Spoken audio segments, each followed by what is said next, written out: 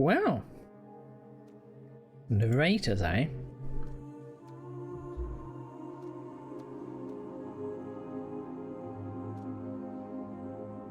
So we saw the story so far. That was at the start. I'm gonna have to watch that on YouTube yet later. They did say it had like story spoilers in it, so I didn't watch it before I played it. So I don't know. Narrator original The Others.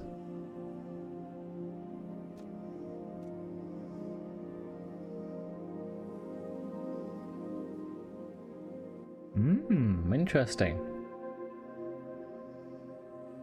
Senua Saga we were told through the perspective of. Interesting.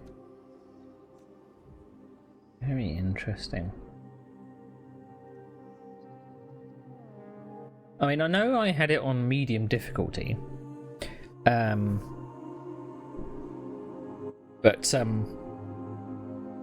I seem to really suck at the timing of all of the because you really had to watch out for. I think I actually got it in the end of some of the visual clues that I was supposed to be looking at.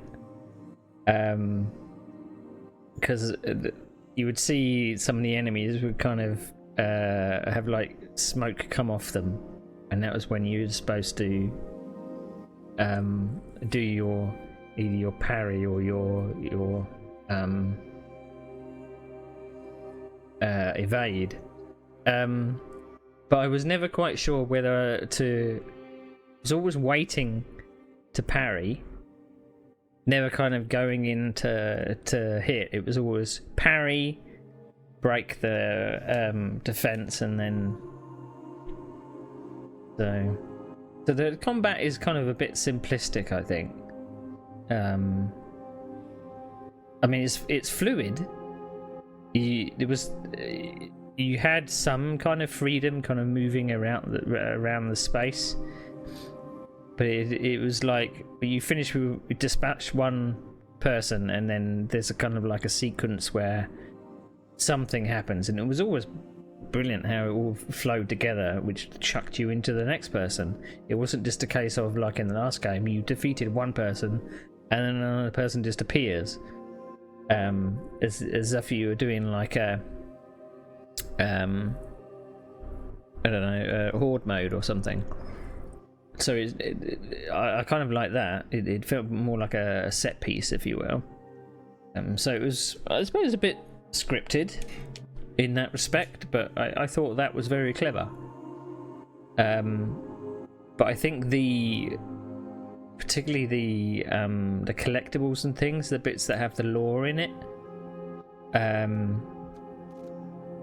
kind of felt a little bit disappointing, because it was like, I'm not actually sure what I'm searching for. There was like with the first game, there was a collectible at the start, and you're saying, right, that's the collectible I need to be searching for throughout the game. Fine, I'll look for those. But what happens with this was, yes, you get that collectible at the start, so you can, and wherever those other ones were, I have no idea. Because you really had to look hard for this wood pole with a skull on top, and I would miss so many. I didn't know that there were so many in a level chapter, and then it would kind of mark off where how many you'd missed in between, and I'd missed so many. And then you went into the caves, and there was a new collectible where you had to make a face disappear, which was so clever. Like you would look at a face, and then you would interact with it, and then the face would kind of just blend into the landscape as if it wasn't there, but nothing seemed to change. It was very clever. So a face was kind of a rock face, was actually a physical face made out of rock, was blocking your way, and then you'd then you would react to it or focus on it, and then suddenly it would dissolve, but it wouldn't dissolve. It would just, then the rock wouldn't be in your face, it would have depth to it. Very clever. So I got so far with those collectibles that told you a little bit of lore and things like that, but then it just seemed to stop. I kind of was going on with the story. I didn't want to kind of distract from going down different paths and stuff.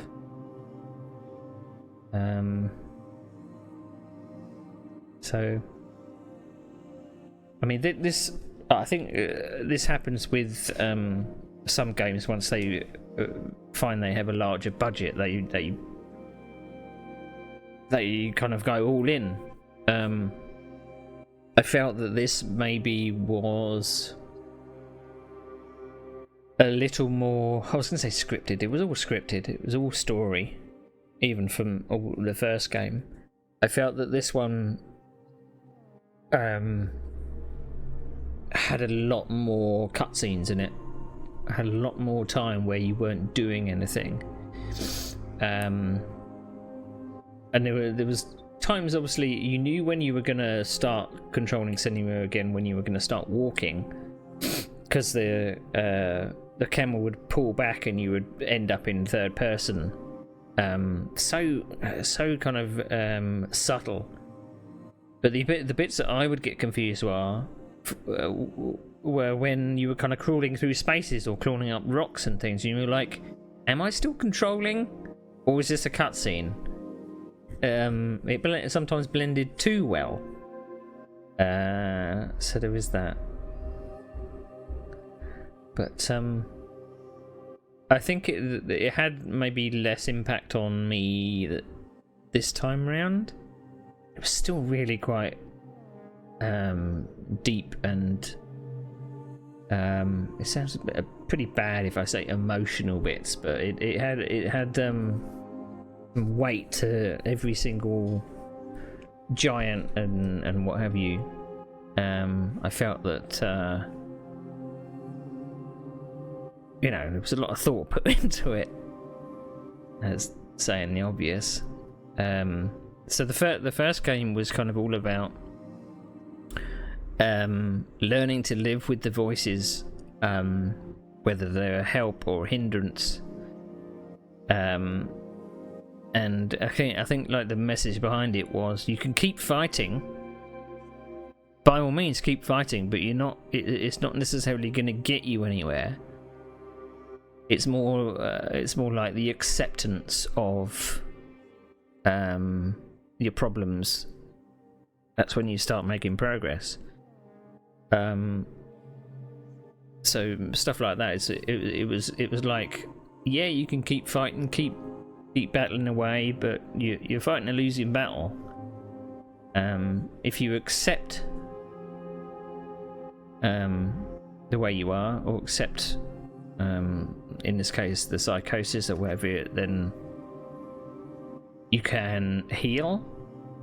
Because there was a really powerful moment at the end of the first game where I couldn't sit in front of the computer. I had to take a little moment away to have a little weep.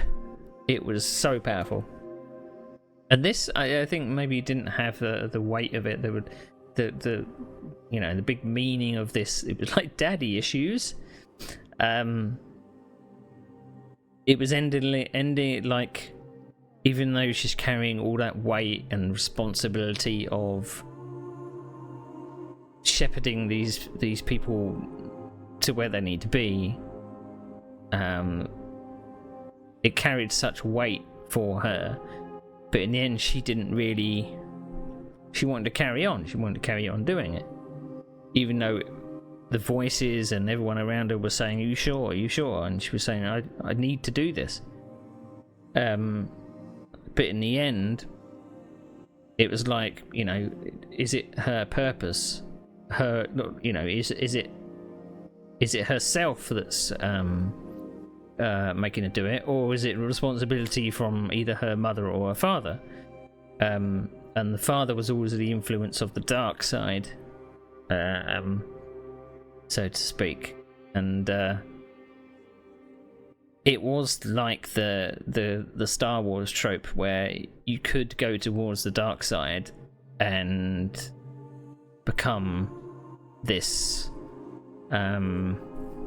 all-powerful someone that people will fear. So you could become the problem, or take on what the caring side of your mother and do what you're doing, but just do it that way instead. So it seemed to be a bit of a yin and yang, But I still enjoyed it.